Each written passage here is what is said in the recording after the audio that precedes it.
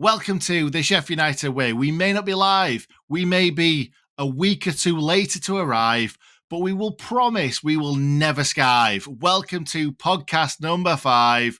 Ole, how are you doing, mate? I am very good, thank you. Well, very good's a strong term. I am very good about everything other than football right now, Nick. Yeah, I've had a pretty good weekend, actually, all things considered, so I can't complain too much. How are you doing? Yeah, I'm all right, mate. You've probably heard me do that intro before. Do you want to tell the people why? Yeah, it rings a bell, that intro, Nick. And do you know why it rings a bell? Because we actually recorded this podcast last weekend and then just never put it out there. Just never. So there's a podcast that's just out there in the ether that other people don't get to see. Where I'm going to tell you, I was on fire. Honestly, I had an absolute banger of a podcast last time out, and my best work lost to history, isn't it, Nick? Yeah, I can't really tell people how good you were because I can't even remember what we really chatted about. There's a lot of things that didn't happen last week as well because we also planned on doing some in real life stuff that we'll not talk about yet. It is quite exciting things on the horizon, but they've not happened yet. I think we also said that we were going to do that today as well. So lots of things haven't really gone the way that's been planned, but I think that the same could be said for Sheffield United right now, because I think we all expected to start the season with a little Senegalese star boy and also a big Norwegian bugger, shall we say. And neither started the game against Crystal Palace. And the midfield wasn't too great, but we're not going to talk about Crystal Palace. I know you wrote podcast number 5, the season begins, but Ollie, I'm not going to talk too much about Crystal Palace because I did a match reaction yesterday. We're recording this on Sunday, by the way. I did a match reaction yesterday. You did a longer match reaction with Hal and Jono, which I really, really enjoyed. Make sure you go and check that out. This is the thumbnail to it. So as soon as you've watched this, go and check that out. It was very, very good stuff. And hopefully we're going to be doing more stuff like that after the day because it's more of a debrief rather than a match reaction. And getting other fans involved and stuff like that, I thought you guys did really well. Yeah, I really enjoyed it as well, to be honest. I think it works really well. I think doing it the day after as well, you've had time to reflect on your thoughts and you feel as though, like, if you'd asked me yesterday, you'd have got the very, like, oh, God, it's going to be a long season. Whereas today, you got the, oh, God, it's going to be a really long season. And so, you know, the words were the same, but they were delivered differently. And that's all because of a good night's sleep. Yeah. Did you get a good night's sleep, though? Because I'm sure you said that you went out last night. Yeah, I did, but I got a night's sleep, and that's enough. like I say, I've had a pretty good weekend, all things considered. I was out on Friday. Well, I got a new job on Friday, promotion, which I'm very happy about. Come on, lad. Been waiting for that. And then went out on Friday night to a gig in Mexborough, which was fun. Don't know why. I think you said Mexico for a second, then I'm like, you've done really well to get back. That'd have been great, wouldn't it? And then yesterday, of course, you had the build-up. Then and then I went to see Peter Kay at the arena. And so, all things considered, I've had a pretty good weekend. I can't complain. And then I got to see Barbie. I've been to see Barbie on Sunday. And if I'm letting everybody in on a secret, it's the 3rd time I've seen it, Nick. What? What? I know, it's mad, isn't it? Well, you see, I've got a Cineworld card. And so I can just rock up to the cinema, see a film, have a great time. I love films. I will go all the time. And I've had friends who want to go. I've got a wife who wants to go. Today we took my wife's mum. And so, yeah, I've found myself making numerous trips to the cinema for this film. Did you have to go a second and then a 3rd time as well? Yes. Because I didn't have, admittedly, I didn't have to go the 3rd time. 2 questions. 1, is it good? It's not bad. It's all right. It depends. I can understand why a lot of people hate it. I personally have enjoyed it. I really enjoyed it the first time, and admittedly, it's having a little bit of a diminishing return. But yeah, I think it's pretty good. Okay. Okay. I might have to change the thumbnail of this podcast and make Ollie sure. and Nick debate Barbie. Yeah. The second question was, how many films have you watched 3 or more times on your Cineworld card? 3 this year, I Oh my think. god, and I is saw Bar and Guardians of the Barbie's one of Galaxy them. 3 6 times.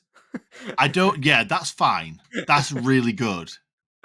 And then I saw Dungeons and Dragons 3 times. Okay, They're the ones, I think. and then Barbie. And then Barbie, yeah, that's the 3. Dungeons and Oppenheimer. Have you Dragons. seen it? I've seen Oppenheimer, yeah.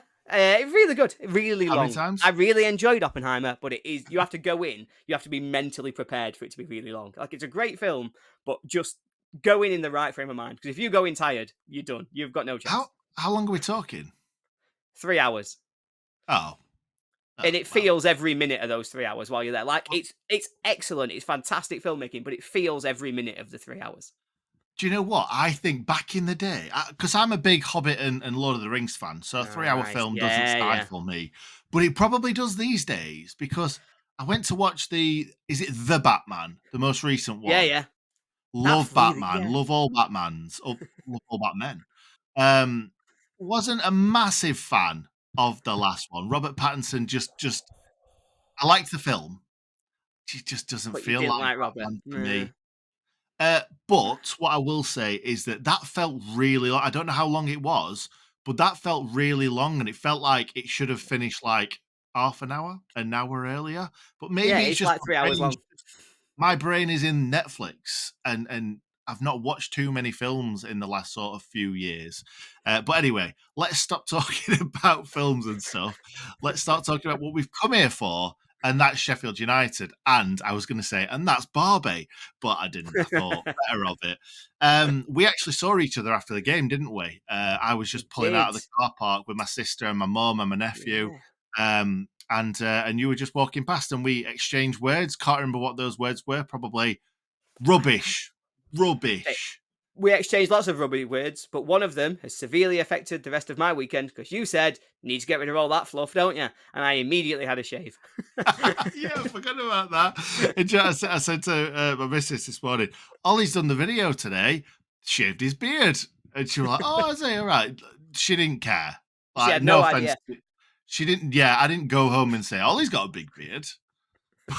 Yeah, well, I took your advice and I shaved it off. I did promise somebody at the match. Got to the match yesterday, and everybody commented like, "Jesus Christ, we've not seen you in however many weeks. That's a big beard." And my immediate thing was, well, if we win today, I will not shave, and I will keep it until we don't win. And then, of course, we immediately didn't win, and I was like, right, somebody pass me a razor. Come on, it's got to go. It was almost like a Tom Hanks castaway beard for those that haven't seen it. That's what it felt like. And I was like, when was the last time I recorded with Ollie? Because I'm sure it wasn't that long. And you did the video with Jimmy, didn't you?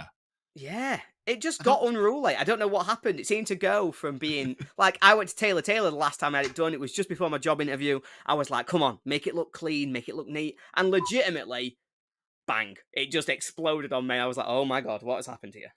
This is a disaster." I apologize about that, mate. Yeah, I didn't realize that I said that, and maybe I need to think about the words that I say and how they affect people. But we Yeah. move, we move. You know how There's much I one thing love I you learned from anyway. Barbie, Nick. It's fine. Don't worry about it because everybody makes mistakes, and I am Kenough. I am Fantastic. Kenough. Yeah, yeah, you are. Right. Let's move on, shall we? I think that's probably a good idea. And this one I've kind of entitled, well, transfers. So we're going to talk about Sander. We're going to talk about Harmer or Hamer. We're also going to talk about how you say Hamer/Harmer. And also other signings that we've made, how well they've played up to now in pre-season, and obviously Palace as well. That's one of the things that we did talk about in Hmm. the podcast 5 version 1, how the players did Yeah. in pre-season. But let's just get straight into it. So new players that we've signed up to now: Slimane, Larouche, Traore, Truste, and Souza. Um, one of those started. One. And that was Traore. Let's talk about Traore then, for starters. I thought he had an okay game, probably as good as what we expected. for somebody that's never played in the Premier League before, not really played much with these players, and not played in a big league before as well. So he's not a big guy. He's quite a slender guy as well. So a lot of people will say, "Oh, he's going to get knocked off at ball easy. He's going to get knocked around." He did a little bit, but he did impress me a bit. What did you think to him? Yeah, it's one of them where I agree. I think, he did as well as can be expected in the circumstances. I think he's not ready. If we're being frank and Hmm. honest, he's not really ready to be He playing shouldn't and have been starting put in the in that Premier League. situation, should he? No, Really? he should not have been thrown out there first game of the season having to start. That's not fair to him. That's not the position that he should be in because he's not at that stage of his career now to be starting games in the Premier League. A lot of the fans around me kept saying Adrian Littlejohn 2.0, innit? It's just Adrian Littlejohn 2.0. I don't think he's as And fast for as anybody Adrian who's, Littlejohn, to be honest. I don't think he's as fast. I also think he's probably a little bit weaker. And so, it's really positive messaging. But I think for me, he did everything that we could be expected. I thought by the end of the game, when their defenders had tired a bit, he was having more of an impact. He got a little bit of space on the ball. He started to try and show his running. I do think he needs to bulk up. He reminds me a little bit, not as good, and this is a rubbish comparison. I'll warn everybody in advance before I make it. Nobody clip it. Nobody get carried away. I'm not getting carried away. This is just on size and strength. When Illiman first came into the team, he was in a similar spot where he came in and he looked quite small and weak. You thought there's talent there. He can clearly play, but he's getting pushed off the ball a little bit. He's not being able to hold on, and his body clearly wasn't standing up to the rigors of playing professional men's football. And I Yeah. felt as though Traore was in a similar position where once he adds a bit of bulk on, he strengthens up. Once he's got used to the pace and the sort of physicality of the game, I think he'll be a real asset. I think we'll see him a lot this season, and I think we'll see, hopefully, him making an impact in the last 10 or 15 minutes off the bench. But I just don't think he's quite ready to be a starter. But that's no shame to him. I don't think that's a bad thing. I don't think it makes it a bad signing either, because I'm excited for what his potential is. Just don't think he's quite ready yet. Yeah, yeah, I agree with everything that you've just said. And talking about players that aren't or are ready to be starters, I think we all thought that Slimane would have started this game. It was a bit crazy where that came from to slam Bash straight in there in midfield. And don't get me wrong, I think I mentioned it. I think I said to my dad, I expect to see Bash a little bit more in midfield this season, and I don't know where that even came from, and it came out to be true. Yeah. I first of all, obviously we may come on to this. I'll just mention it now. I was firstly really surprised that Bash was made vice captain, because that Yeah. to me signifies that Bash will maybe play more football this season than he did last season. But I would have thought that you would have given that to Norwood, and I would expect Norwood to play more football than Bash this season, depending on, because if an L plays every game of the season, Bash shouldn't really play any games unless he's filling in at right wing back or filling in midfield if we've got loads of injury problems. But I wouldn't expect Bash to play over Norwood. So yeah, I don't know. Maybe Baldock to be vice captain. To be fair, I probably would have gone Yeah. Egan then Baldock. I'm only throwing Norwood in there because Norwood has been captain a lot Captain more before. than anybody else. Yeah, bit of a weird one. We might as well talk about it now. What do you think too? I think Egan should be captain, 100%, Yeah. but I do think Agreed. Baldock probably should have been vice captain. Yeah, it's an interesting one. I think Egan should be captain. I think that's the right choice. I think he's going to play every minute that he's not suspended for. Let's be honest, he doesn't get injured very Yeah, often. And he so will I get think some red Egan, cards. he will definitely get some red cards. So I think Egan's a really good choice. I think he's a strong option for that. And I think he's the person we all would have expected after Billy. Now, behind him, I agree. I think I expected Norwood. I think Hmm. Norwood obviously has had the captain's armband before. We've seen him picking it up from Billy. But I quite like it being Bash because I think Don't get me what wrong, we've I love lost. Bash, and I think that if Bash was playing week in, week out, and I think he probably should have been given vice But captain years ago, I but think I find it weird this year. I think for me though, that's why he's not the captain. I think he's the captain is Egan, and Egan's going to be your captain and your leader on the pitch. Hmm. He's going to play almost every game, almost every minute, and so he's always on the pitch to be your captain and be your leader. Whereas Basham, for me, when you think about what we lost when Billy left, is we lost a leader in the dressing room, but we also lost somebody who's been with the club and knows the club and loves the club. And I think we've got lots of players who've been here a while now, but nobody the same amount of time as Basham, nobody who's developed with the club, who's bought into the club, who's become part of the club like Basham has. And so I think for his off-field influence and what he can offer, then vice captain makes sense to me. It's rewarding that longevity and it's rewarding what he has become for Sheffield United. And I think of the players that we've got at the club, while there may be better candidates on the pitch, nobody deserves it more off the pitch than Chris Basham. And so while I agree that if it was based on the pitch influence, Basham wouldn't feature high in my thinking, it would probably be Norwood and Baldock. I do think that for what he's given to Sheffield United, rewarding him with that vice captaincy for what he can do off the pitch seems worth it to me. Yeah, you've talked me into it. You have. However, the only thing I always see as a captain, yeah, maybe I shouldn't, but I see a captain being a captain on the field. Yeah, And I just didn't feel like he would get as many minutes on the no, pitch. However, yeah, I like that. Captain on the field, a captain in the squad or on the bench, yeah, maybe. So yeah, I think maybe that's telling Bash you have got a big role to play this season, even if it's not yeah, on the pitch. And that was Billy, wasn't it, for the most part of last season? exactly So that. no, fair enough. I'm happy with that. So back to Slimani. He came on with kind of 10 minutes to go or whatever. We don't know why he didn't play this game. I've seen a few people say on Twitter that possibly it's to do with those players having the more experience in the Premier League, in a Sheffield United shirt, and stuff like that. But I still would have rather have seen Slimani playing right inside of midfield.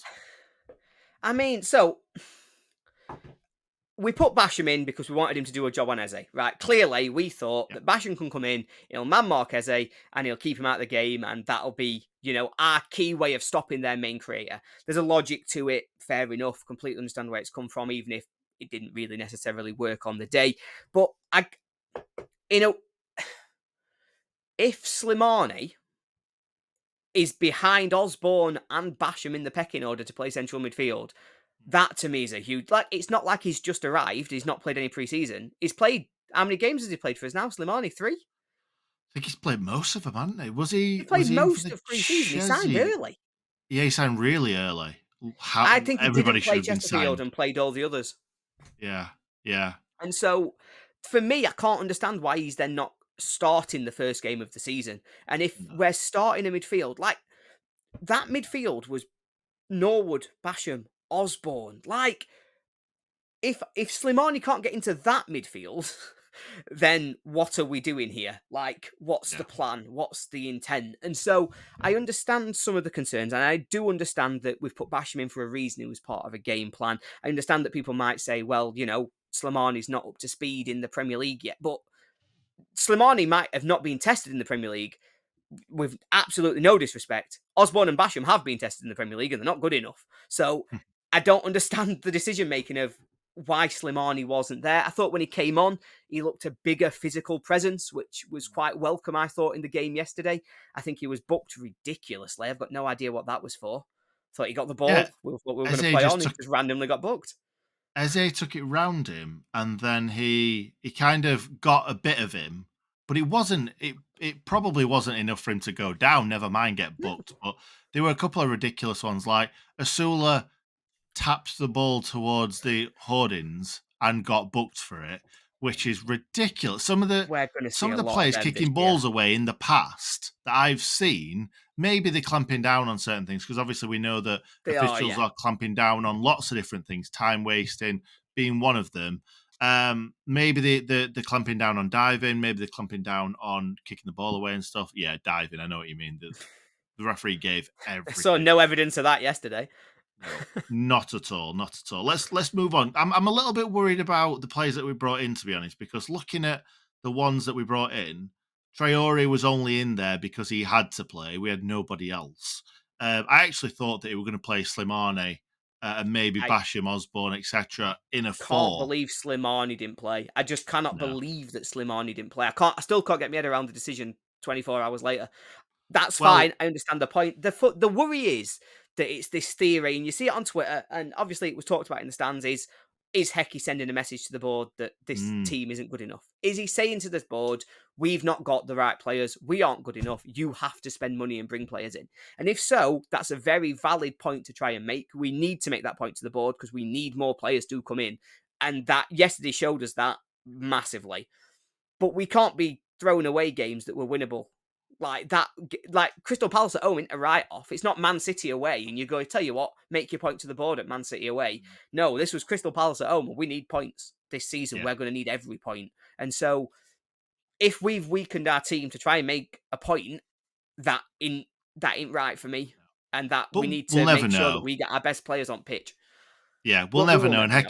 Hecky will never come out and say that. We know that for And certain. Hecky deserves all the credit in the world, by the way. There's no criticism of him because bearing in mind he got us promoted and what he's had to deal with this summer. I don't Mm. want any blame or anything laying at his front, but I'm just saying if we do have players that are going to improve our first 11, they've got to be starting. Now, I understood it for Sousa. Obviously, he's not been here very long. And obviously, when he came on, though, again, physical presence, I thought actually, hello, there might be something here because it was different to what we'd already seen. And I'm really excited for Hamer when he comes in. So hopefully at Forest, we see a midfield of Sousa, Hamer, Slimani.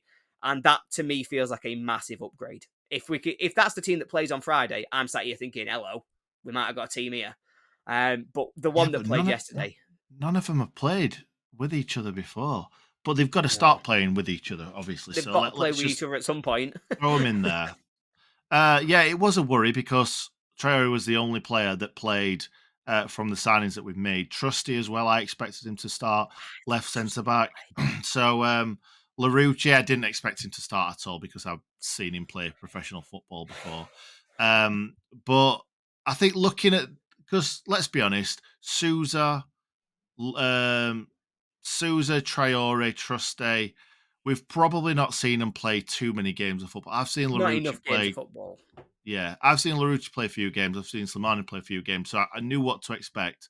But Traore, we'd seen him for kind of 60, 70 minutes against Stuttgart. Trusty, not seen play football at all. He obviously won Birmingham's Player of the Year last season, so he's obviously somebody that's good enough to do the step up, you would think.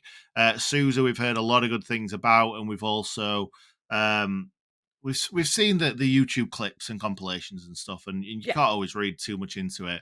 But he's looking like he could be. We've spent a lot of money on him. He's got to be good. He's going to be good. It's just it's a shame that none of them got to play. Obviously, Hamer, whatever you want to call him, he couldn't play because he was up until all hours of the morning doing videos for Sheffield United. I'd probably rather him being tucked up in bed, to be honest. But he were never going to play. I don't know how many days they have to sign before they're allowed to play a it had to game. be noon on Friday. It has to be Noon noon of on the day Friday. before. Right. Okay. Fair enough. Fair enough. So yeah, we'll have to see in the coming weeks how good these players are. I think we all know how good Gus Hamer is. He's a fantastic footballer. And I still can't believe we've actually signed him. And there's a load of players in the past where I've thought, I can't believe that we've signed this player. Like Kadra last season, I was like, I Yeah. can't believe we've signed Kadra. He's going to be so good. So let's let's hope that I did say that. I remember saying to my sister and my nephew, like, this guy is incredible. Can't wait to see him play football. And the amount Brian Howard, I remember saying, Brian Howard is so good. I can't believe we've signed him. And Every time then I say that, they're not very good. when we got rid of Brian Howard, I remember saying it for James Harper and all. I was so excited for James Harper. I was like, oh, hello. What Leon they Britton. are. Oh, God. I liked Definitely Leon every Britton. time. I thought Leon Britton were a really good footballer in the wrong team. I think in a really good team, Leon Britton looks head and shoulders above everyone else. That's not a height joke because he's certainly not that.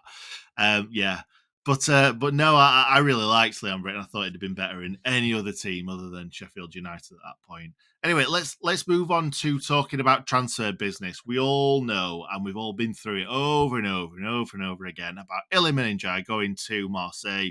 We don't need to talk about that anymore. It happened. None of us wanted to see it happen or see him go.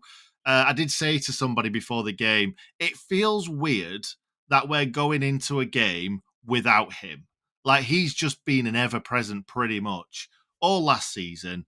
and then the season before. You could always look for him for inspiration, and Yeah. it's weird not having that player to look for to do something exciting, do something special. But he's gone. He's gone to Marseille. He got an assist the other day as well, actually, which was him just literally laying it off to someone and scoring. So I won't read too much into that. But we did see Sander playing for Burnley as well. I think at the time, all of us probably thought, what are we doing? This is the worst business we could ever do. We've let go two of our best players. And then you bring in Gus Harmer and you're thinking, do you know what? It's probably a good move. 3 million. What's been reported, it sounds like 15 and 12. 12 for Sander, 15 for Harmer. It might be different. 3 million, we'll say. It's cost us Yeah. 3 million to sign Harmer. And I'm thinking that's a really good deal because watching Yeah. Sander for Burnley, I think that Hecky was going to play him in a similar way as what he was playing for Burnley. And if Berger's playing for us, I want to see him as high up the field Yeah. as possible, causing problems. And The I like, nearer we got to our net, the more of a liability he could be. That was yeah, always my feeling with Sander. I like Sander. I want him to do well in his career. I'm going to Yeah. say he seems like a nice bloke. Literally met him. He is a really nice bloke. And I want him to do really well Ooh, in his career. He's not one of Norwegian the friends. he's not one of these players that I want to see. Like even Illiman. Illiman seems a lovely, lovely lad. I want to see him do badly only because I'm still hurting. I'm still hurting that he's left us because he was the star boy. I don't want to see him do badly. I want to see him do well, but it still hurts. But for Sander, I want to see him do well. I just don't want to see him do well and us get relegated and them not, if you know what I mean. So Yeah. I think it was a good deal. I've put in the thumbnail, good deal or not. You tell me, Ollie, right now, was it a good deal? Harmer's better than Sanderberger, and therefore it's a good deal. We want Gus Harmer in this squad. From the moment at the end of last season, when Coventry weren't getting promoted, he was one of the players who I thought should 100% be on our transfer wish list. He's a player that we should have been going in for. He's got such an array of skills that we don't have from midfield. Number one, he scores some goals, which makes a real difference. But he also came up clutch for Coventry when they needed him. And I think that's always a really underrated skill, being able to actually deliver when it matters most to your team. And so I'm really excited to get him in. And I do think he is an upgrade on Sanderberger. I think it's a shame that we'll not get to see them play together. But, beggars can't be choosers, and let's not get greedy. I'm happy with the business there. It's a shame about the timing. It could have done with being 4 weeks ago instead of 4 days ago. But, again, beggars can't be choosers, and you have to play the hand that you're dealt. And it seems as though this one was a bit forced on us. So I'm more than happy with the business that's done there. I think that is a significant upgrade of getting Harmer in. Yeah, I think if you look at Sanders' qualities, I wanted to say big and strong. He's big and he's strong on the ball when he's got it running at players. That's the only When he time fancies he's it. strong. Yeah, when he fancies it. I honestly think if Sander were going up against Gus Harmer in a duel, an aerial duel, Harmer wins it Probably. every day of the week. Yes. He's half the size of him. I still think he wins it. Actually, did you hear that? I heard it at the time. I was watching the Burnley Man City game, and it said Sanderberger wins the header, and I was like, what? What? How? I, I don't know if he was going up against anyone, but he won a header. That is great. But no, I agree. I think Gus Harmer is fantastic. I think he's a great, great player. Like you said, those two big goals he scored in the playoffs, scores goals. He's a defensive midfielder that scores goals, that gets stuck in. That he's got a fantastic delivery into the box from corners, free kicks. We have been missing that. I think a lot of fans want Tommy Doyle back. Tommy Doyle certainly was an upgrade from Norwood, believe it or not, from corners and free Yeah. kicks. And that's weird to say that because Norwood was so good before at those Yeah, but crosses he into the box. was. Once upon a time, he was. But I come back to the 92nd minute against Palace when you finally win your free kick and you're thinking, right, come on, we're going to do it. We're going to do it. It's the 92nd minute. This is where we get our equaliser. First man. Let's Yeah. all go home. It, Come on, everybody pack up. it weren't just him though. Like the headers from Egan and Anel and just everything just seemed to hit the heads and go miles over the bar and just Yeah. we didn't get the thing is we should have been practicing in training all week. If we get a dead ball, we need to put it in this area with these players attacking this area. And Yep. they might have defended well against us, but I actually thought they were better in the air attacking than we were. They had a few chances in the air. One where Wes makes a fantastic save, which Mm. I said in my match reaction that he should have come out and claimed. And I stick to that because I've seen it since, and it's literally in the 6-yard box. Your I goalkeeper should not be glued to their line. It's a fantastic save from point blank range, and Wes is great at those. He yeah. still should be coming out and taking that. Thought it a little bit with goal, to be honest, because that's right in 6-yard box, isn't it? I need to see it again. I've not seen the replay, so I could be completely wrong. But I thought that goal goes right through our 6-yard box to somebody unmarked in middle, doesn't it? I think it may have been slightly further out than what you thought, and I Is it think it further than was I've got a closer bad to. angle on it from where I'm Yeah, sat. I, I I can see why you'd say it, but I think he was quite close to the byline where he puts it in, and I think it's And it's going coming back. away from the goalkeeper. Actually, Fair. I blamed two players for this. I think Anel people and think Egan. I love Egan. I do love Egan, but Egan, it's not at fault for this goal. The ball comes in. Somebody said to me, right, you need to blame Egan. You need to blame Egan. And then they sent 3 more comments saying about how bad Egan is. And I'm like, maybe Egan's not the problem here. But Yeah. Osborne, I don't think he gets his feet right when the ball's crossed because he sticks a leg out and he stopped this. That's Right. just how it is. But I don't think he gets his feet right quick enough to get his leg out. So Osborne, first of all, makes a mistake, and then Hmm. the ball comes across Egan. He doesn't deal with it because I think he thinks he's putting this in the back of his own net, which maybe he should have got rid of it. And then finally, Anel just gets bullied at the back post, and Anel shouldn't be bullied at the back post for me. No. Fair. Fair. And I will take your assessment of it because you have obviously watched the replays back that I was like, I don't want to watch that. I've got no Yeah, reason to watch that replay again. I know. Well, I was watching Match of the Day last night, and I'm thinking I don't want to see United, and then as soon as it says United coming up next, I'm like, yeah, go on, then, let's watch Go on, I might as it. well. Might as well. Anyway, let's move on, mate. Let's talk a little bit more. Actually, no, let's not talk about what I was going to say. Let's do the quiz. Quiz! Woo! Let's have a bit of fun, shall we? Because Yeah, is what a lot of is what, it all about Barbie? Because if so, I'm well prepped. believe it or not, mate, none of it is about Barbie. I'm sorry. But I've done I'm all my sorry. research. I've been 3 times. Mate, I was not ready for you talking about Barbie. So believe it or not, the quiz has nothing to do with Barbie, but let's get into it.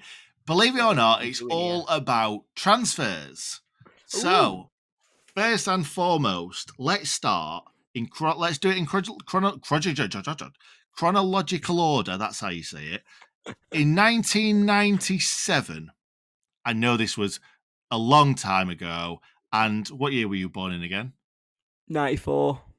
So you were 3 years old at this point. Depending on what time of the year, obviously, I was born in August, so it could very well have been 3 I or think 2. this is probably 4. Then in that 4. case, 4. 97, so it'd have been 3. Oh, sorry. I was Yeah. So born it in could have been 94. 2. So it's Yeah, I 2 could or either be 3. 2 or 3. Right. Okay. Well, 97. This is the first game of the new season. So I'm thinking that you would have been 3. Is Yeah. that right? Yeah, that Yeah, it'd is have been right, isn't it? 3. Yeah. So it'd have So in been, yeah, absolutely. 1997, who famously got injured 45 minutes into his Blades debut after being bought for a massive, at the time, £1.2 million and then never played ever again? I No can't I idea at can't all. believe that you don't know this. This is like iconic. And I know you were 3, possibly 2. But I think you should know this, Mr. Ollie. I've not even got a guess. Not even got a guess. Wow. Well, I did throw it in there because I thought he either knows this or he doesn't, obviously. And he doesn't. Uh, and he doesn't. So fair enough. At least you're not going to get all 5 right like you normally do. I'm not So doing 5 out of 5, and I'm not wasting loads of time trying to think of a name. I just don't know this. fair enough. Right. Tell me if you've ever heard of the name John Ebrell. Oh, I have. Yeah. He's iconic because of what I've just said. He was bought Yeah. for, I don't know if it was a club record. I'm assuming it was 1.2 million in 1997 was a hell of a lot of money. midfielder, I believe, from Everton when we're Yeah. in the what is now the Championship. We bought him. He was like the marquee signing. He's going to change the team. He's going to be this incredible attacking midfielder. I'm saying this like I know a load about John Ebrell. I forgot everything about John Ebrell. As I was, how old was I then? I was 10. I was 10 then. 10 then. I was 10 then. So Oh, yeah, okay. anyway, let's move on. You are 0 for 1. The next one, we're going to go a year later. In I was 4. 1998, you will know this one. If you don't know this one, Ollie, I'm striking you from the video right now and deleting every video that you've ever been on. In 1998, which two players did Sheffield United famously sell on the same day? Dean and Fjortoft. Dean and Fjortoft. And for an extra bonus point, who do we sell them to? Leeds? No. Where did Dean go? I should know this. So Dean went abroad. Yeah. I don't know it, but I should know it. Dean went to Benfica Oh, of randomly. course he did. And Jan-Åge Fjortoft went a little bit closer to home. Than Benfica. Wait a second, I need to make sure of this. I'll just say it now. I think he went to Barnsley. I think. But now Middlesbrough's in my head. I know he played for both, but I can't remember which one was which. I'm going to quickly do a little Google because I don't want to look silly, even though I've just told everybody that I don't know which one's which. But I'll quickly tell you now. I've got it up in front of me. He was sold to, it was Barnsley. It was Middlesbrough where we got him from. I always remember because he played for 4 teams in a row that played in red. Swindon Town when they were in the Premier League, then Middlesbrough, then us, then Barnsley. So, yeah, 4 English teams that all play in red. All in red. Anyway, so that is 1 for 2. 1 out of 2. Yeah. I didn't get my Plenty. bonus, but I still got 1 out of 2. You did. Right, next up. According to transfermarkt.com, who was our record signing before the 1920 season? Because obviously it's the first time in a long time we've had a load of money going up to the Premier League. But before that, who was? And this is according to Transfermarkt, because I'm not 100% sure this is right. But that's as official as we can get right now. 1920s Premier League, isn't it? We got, yes, that's what I was saying. So we obviously signed. So it must be Osborne. John Egan. Okay. That's what I thought. But it's not. Apparently, and this is in euros. James Beattie, 5 million euros. Then Anel, 4.5 million euros. Joint with Egan, 4.5 million euros. I thought that Beattie Egan... more than... Beattie were 4 million. Egan was announced as the club record fee when we signed him, wasn't he? It's 4 million. I thought it was. I thought yes. Beattie And it was might 4 be. million. Egan was like 4.2 or something because it was like a tiny amount just to break the record. Yeah, that... I'm just going off transfermarkt.com. No, trust in Transfermarkt. Well, I don't trust it. You live and you learn, don't you? I thought it was Egan. I was certain it was Egan.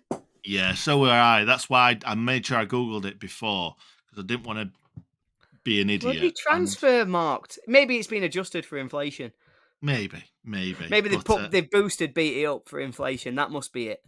Yeah, it must be. I'm sure that Jags went for a similar amount. It was 4 million each way. So basically it was a direct swap. Jags for Beattie, 4 million each way. I'm sure it was. I'm wondering now. Because there was Gary Naismith in there as well. He went from Everton. Anyway, let's not worry too much about it. Let us know in the comments if you know more about that. Anyway, let's move on. And next up, I want you to name, Ollie. Are you Googling? You look like you're Googling. Oh, good. Next up, name 10 loan players that have played for the Blades. Go. Ever? Yeah, ever. 10. Oh, just go. Okay. Right. McAtee. Yeah. Doyle. Yeah. Gibbs White. Yeah. Ben Woodburn. Oh, good. Yeah. Nice. 4. Gary Cahill. Yeah. I want to say John Egan, I think. Yes, you're right. Early on. Yeah. John Egan. John Kofi. Yeah, very good. John Kofi. It's amazing the order in which these are Well, coming this to is the me. reason why I asked, because I wanted to see where your mind had went. I I want thought to it had say, gone recent. yeah, Rihairo Zivkovic. Yeah, very good, very good. And then obviously, Rahiro? Rihairo Wow, is what I've gone okay, for. Panos okay. Retsos. Yep, I think that very was his good. name. Yeah, yeah, yeah. One more. It's yeah. Come on. One more. There's a million to choose from. There's so all the goalkeepers. Mark Bunn. There you go, Mark Bunn. 10. I met Mark Bunn in a club actually. Took a picture of me and him and then sent it to my whole phone book, which was Nice. at the time when you've had a few beers, it sounded like a Yeah, great great idea. idea.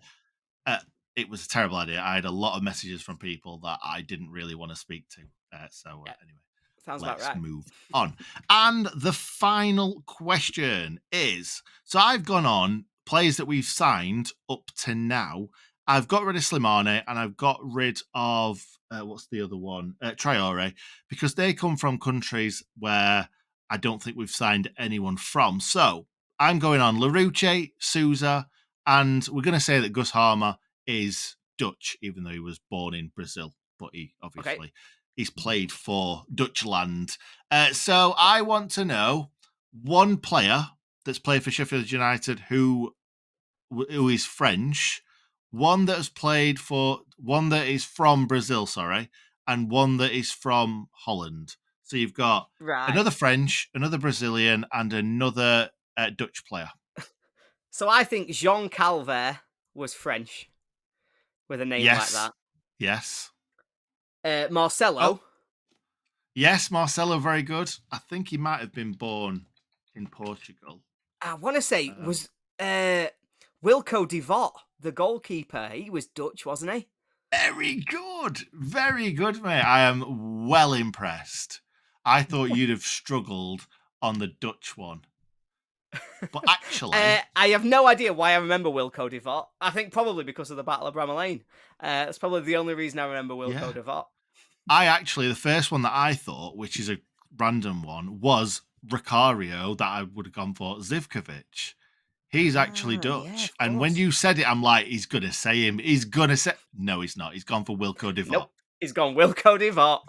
He's picked out the big names. The very, very first person I thought of as Dutch was Lawrence ten Hervel for some Oh, weird reason. We yeah. don't have many good Dutch players. Ah, well, fingers crossed for Harmer. Yeah, I know. Well, I've already said, I've gone on record and said that there's no way that this transfer doesn't work. So, of course, he's not going to be very good now. Of course. Anyway, that's the end of the quiz. So you got one, Yay! two, three. I'm going to give you three. Three. Three I'll out of take five. three. Three out of Yeah. five. That feels I think you respectable. I think you probably deserve the Egan one as well, to be fair, because I'm not 100% sure Transfer Sure, that was Marks have Egan, got but this right. we go with as per transfer marks. You gave us a source, and so I can't complain. I Exactly. will, but I shouldn't. Stop complaining. Yeah, you can. I will give you the PO box to send your complaints to at the end of the video. Now let's Perfect. move on. And just before we do, of course, you Go will on. share last week's quiz that we filmed that I did really well on and that you then didn't put out. So we'll do last week's quiz as well. We can put that I out and don't. clip it up. Okay, okay. I'll tell you what I'll do is I'll bring it quickly up on my phone because I've got it here. I don't think you did as well as what you thought. No, I So you think I got the maybe got like first one or two. question wrong, Yeah. which was name the first two fan reactors on a fans react video. You got that wrong. It Yeah, I was got that Steve and wrong. Robert, Yeah, and you yeah, you're said right. I did Adam and get that Hal. wrong. The Yeah, second one was what was mine and Hal's first ever video together. I got that wrong. It was player ratings, and you said it was a watch along. Yeah, yeah, I got that Uh, wrong. the the first video that you were on the channel was I Everton, got which that you got right. it right.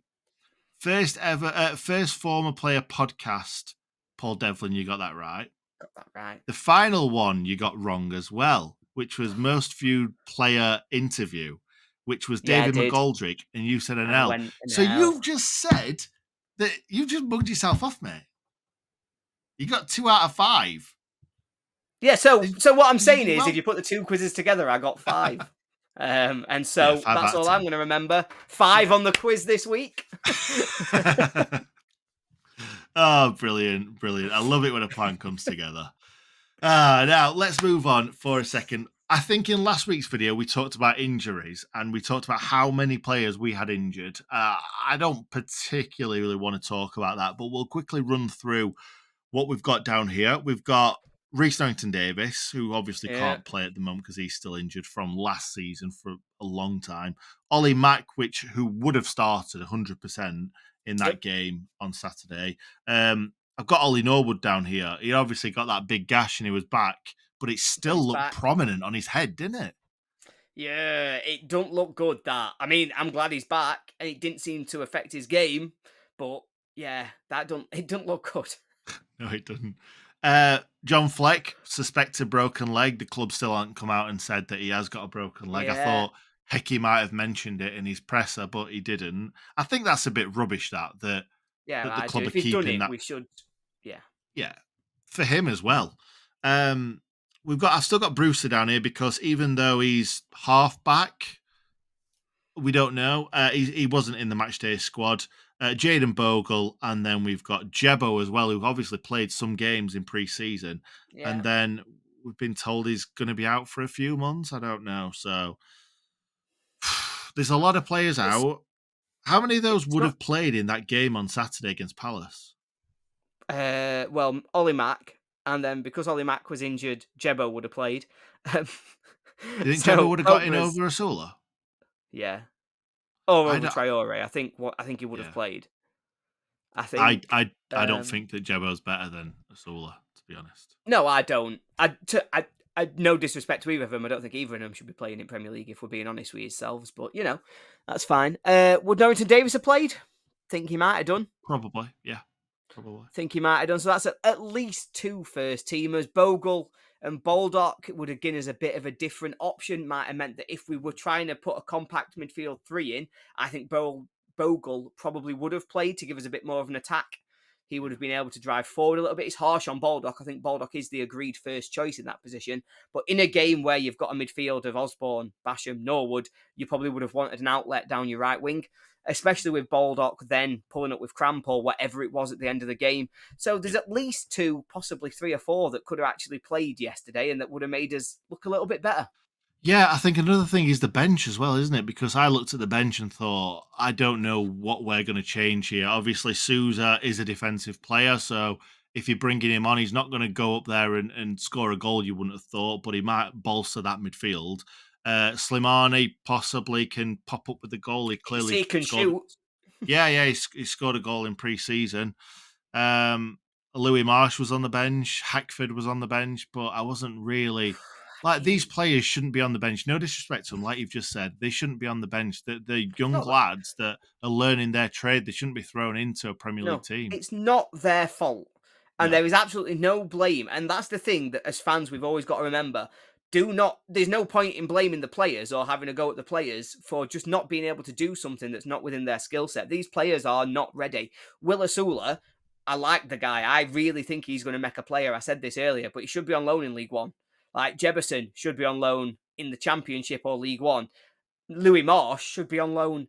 He might even say he should still be playing in the kids' like ages. He shouldn't mm. be on the I bench think it in would the Premier League. just the fact that Louis Marsh was banging goals in for fun in the kids team. I think Yeah. that National League possibly send him on loan to National National League, League. League Two, something like Yeah, that. Hackford has been out injured, so he's not even been playing that much game for the kids' teams. And so for him to come on again in the Premier League, that's a real worry. I just think when I talked about it earlier on the sort of fan react video, my description was just a massive failure of planning.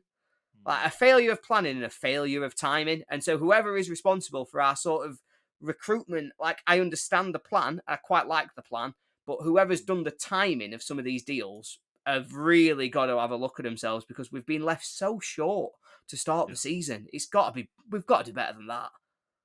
Yeah, we've got to. We've got to. Anyway, let's move on. We'll talk a bit about other things that we talked about in the last video that never aired.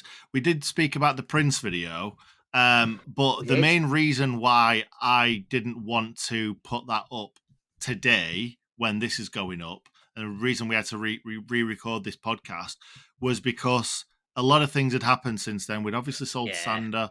A lot of people weren't too happy with the Prince. I think we actually got a lot of respect from the Prince video, um, from fans, Well and to be deserved. honest, it could have gone either way. We were worried because we had a lot of stick before that on social media and stuff. But yeah, we've had a lot of praise since, so thank you very much to everyone for that. Great. Yeah, I think we didn't upload a podcast the week when we should have done because the Prince video was also coming out on the same day, and it would have been a bit crazy. And then the week after we recorded the video, and it never went out. So I think what we'll say is it went well. The Prince spoke well. The Prince Yep. clearly um, must have known about the Sander wanting to leave at that time, and I think he did. There was a couple of little bits that he said that, like, now that we know, Yeah. you could put two and two together and realize that maybe that was going on in the background while we were talking to him. But at the same time, in my opinion, like we said earlier, he's shown that he's not penny pinching, putting money in his back pocket. He's clearly put his money where his mouth is and brought Gus Harmer in. And yeah, there's going to be more signings as well. There's going to be 2 loan signings, we think, as well. So yeah, well, I always say to people, I've not been too happy with what's been going on recently, and I've said it on social media that like letting all these players go, not having the we've got the strategy. However, we've gone for that early on, and then it's like, right, we are short. We need to try and bolster this with some actual Yeah. players with experience in this country. But they seem to be doing it right now. Hopefully, it doesn't come too late, and we manage to get all these players bedded in and playing good football and winning games of football in the Premier League, which is what keeps us up. Yeah, it's exactly that, and I agree. I've had a lot of frustrations this summer, and I've tried to speak about them openly wherever I've been asked. I think I like the plan. I like the policy. I understand why we're doing it. Buying low value with potentially high upside.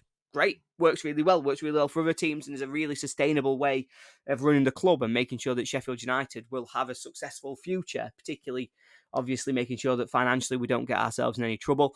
I think for me, there's 2 bits that have been a failure that we need to learn from, that people need to go away, and whoever's job it is for being responsible for these need to go away and look at how they've been responsible for it. And they are the contract situation of allowing a number of players to get into the last 12 months of their deals and potentially then in a position where they either leave or run down the contract. I think we need to look at that to try and be more proactive, to try and make sure that players are signing on the line earlier, negotiating with them earlier, knowing the position earlier, so that we're not just dragged on through a summer of will they, won't they, oh, they've gone.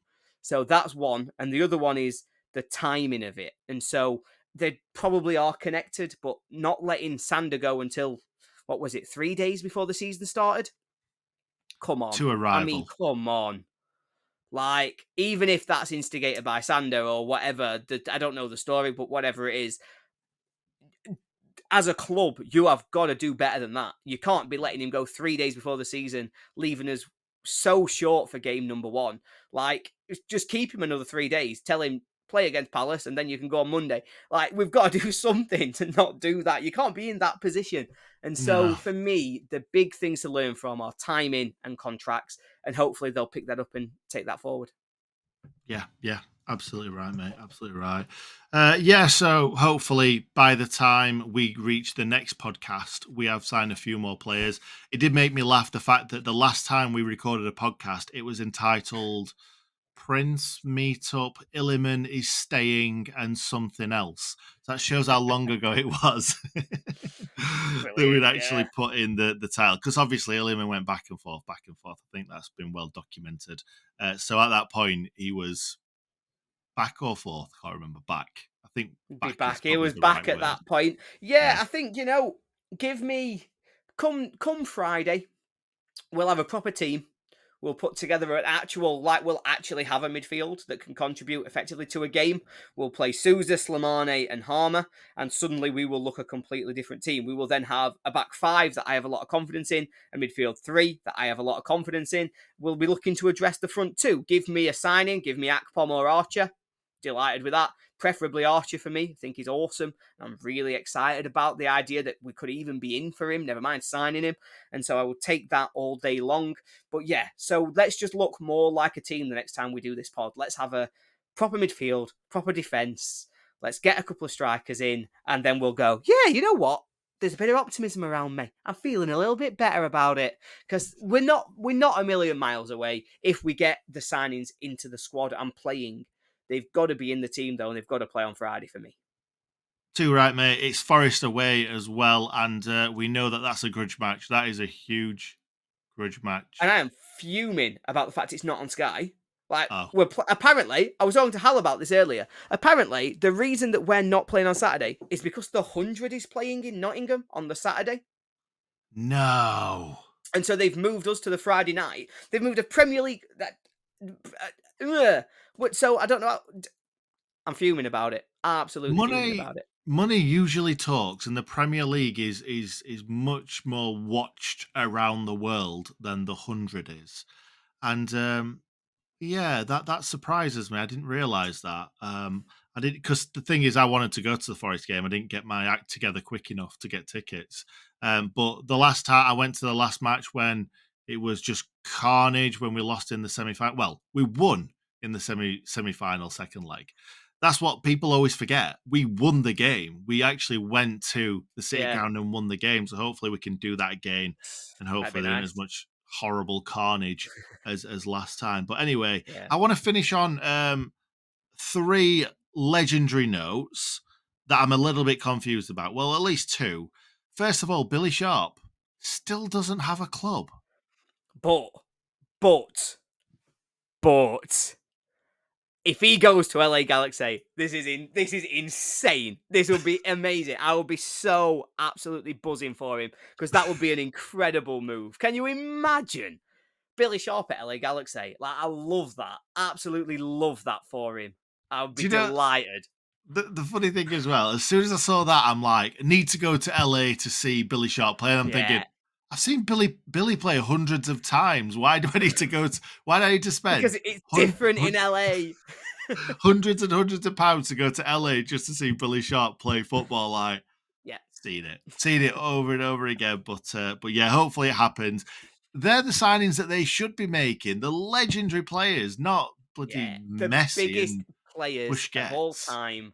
Like, Billy Sharp should be there. Forget your Miamis. They don't stand a chance when Billy's in town. A proper number 10 at last going over to the MLS. It's funny how LA Galaxy have gone from Beckham 23 to Sharp 10.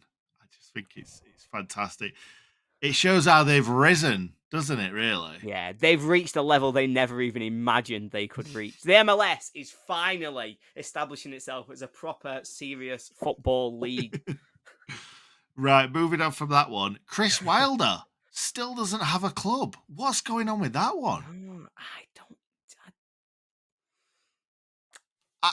I'll be honest. I don't know where he goes. I genuinely don't know where he goes. Is he in the middle part where he's not good enough for the Championship but too good enough for League One?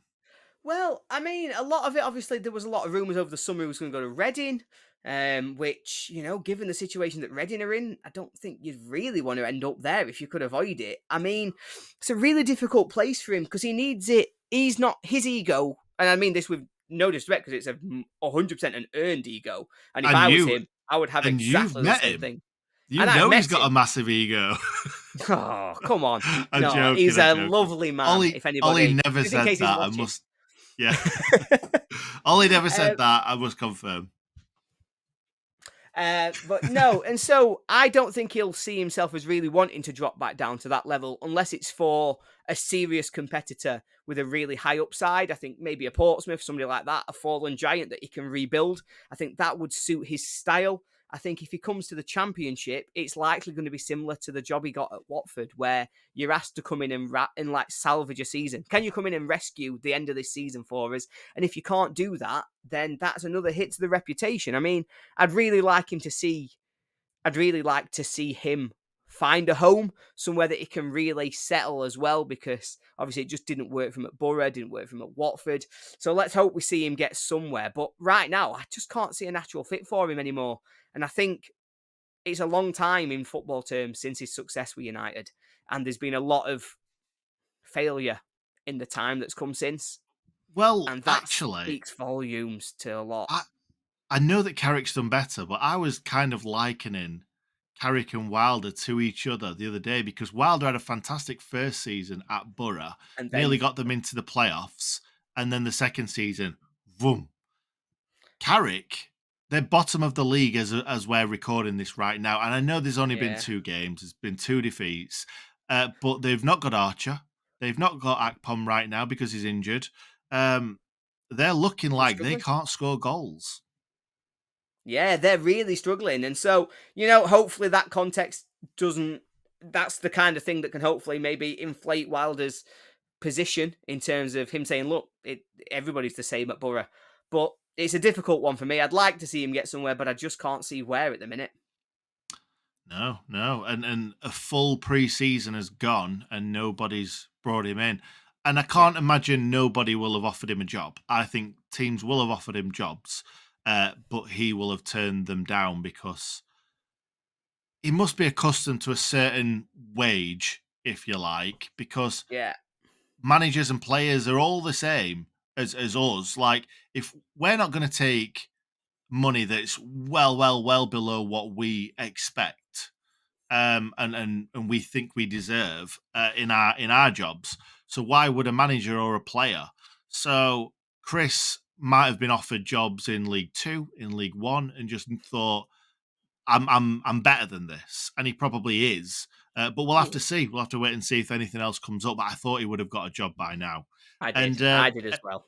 and finally, I just want to talk about Didsy for a second because I thought he was going to absolutely romp away in League One, but they've not had it their own way. Notts County. I know it's difficult because they've got promoted from the National League to League Two, so they're I, obviously I going thought into they a would have league. walked it. Yeah.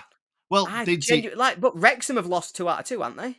Or did they draw uh, yesterday? they were winning yesterday, so I think they either. I don't think they They lost. definitely didn't win. They might have Right. drawn, but I think Notts County finally did get their win. But yeah, the top of League Two, I actually I'm in a predictions league for League Two, and I'd gone through, done all my research, picked out my teams, and I thought, right, boom, these are teams who are going to be good. Notts County, Wrexham, Stockport. They've been awful. Every single one of them. But no, it's weird because Didsy obviously scored on the first game, but they lost 5-1. So I don't think that goal Mm. will mean loads to him. He didn't score yesterday, but they won. And so I'm sure that feels a lot more positive. Hopefully they do have a really good season. I quite like Notts County. Obviously love Didsy. So I'd like to see them have a successful season. I'd also quite enjoy them jumping over Wrexham after everything and all the Yeah. noise and the rivalry between the two of them last season. I'd quite like to see them leapfrog that sort of rivalry, as it were. So yeah, fingers crossed it gets better for them. But yeah, it's been a bit of a rude awakening, particularly getting done 5-1. That's not where you want to be. Last two things I'm going to say are both in my Instagram DMs. The first one is on the same topic. I actually sent David McGoldrick after. Obviously, we've had one or two chats. I'm not saying that we're chatting every day. We're definitely not. He's got better things to do than chat Ooh, to me. Yeah, I know. Thank you, mate. ooh, Notts County friends. And Ooh. I saw someone put on Twitter, David McGoldrick, top goal scorer of League Two, 11-1. So as a joke, I sent him that and put easiest money anyone will ever make. And he replied back saying, easy money, big man. And I quite enjoyed that. Obviously, he's a very humble guy, so I know he won't mean that for a second. But yeah, I expected him to start off quicker than that. And the final thing is what made me laugh. If you follow me on Twitter, you will already know this. But what made me laugh was where is it? On the 26th of November, 2020, I sent a message to David Holsworth, ex Sheffield United centre back who we sold Yeah. to Birmingham. And it was actually just after the very first podcast, which was Paul Devlin. I sent a few messages out asking players to come on the podcast. He replied to me on Wednesday. When was that? What date was Wednesday? That was the 9th. Ninth? the 9th of August 2023, almost 3 years ago, 3 years after, should I say, he replied and put, "Hi, Nick, send me your number. I'll gladly help you, David." I replied back the same day with my number. Not received a message yet, so I think he might be waiting. 2026 podcast coming. You see it. You heard it here first. September 2026. David Holdsworth on the pod. Oh, brilliant, brilliant. I just thought I'd bring that up because that did make me chuckle, because I was thinking, who's David? Because that's his name. It just says David on the screen. And then I clicks into it and I'm like, oh my God, I sent this message literally nearly 3 years ago, which did make me laugh. Amazing. Anyway, let's leave it there. Thank you very much, Ollie. I've had a really, really good time recording podcast number 5 for a second time. And you never know, I might just post that quiz on this channel. Thanks for watching, guys. Thank you, Ollie, as always. And we will see you Anytime. very, very soon. Cheers, guys.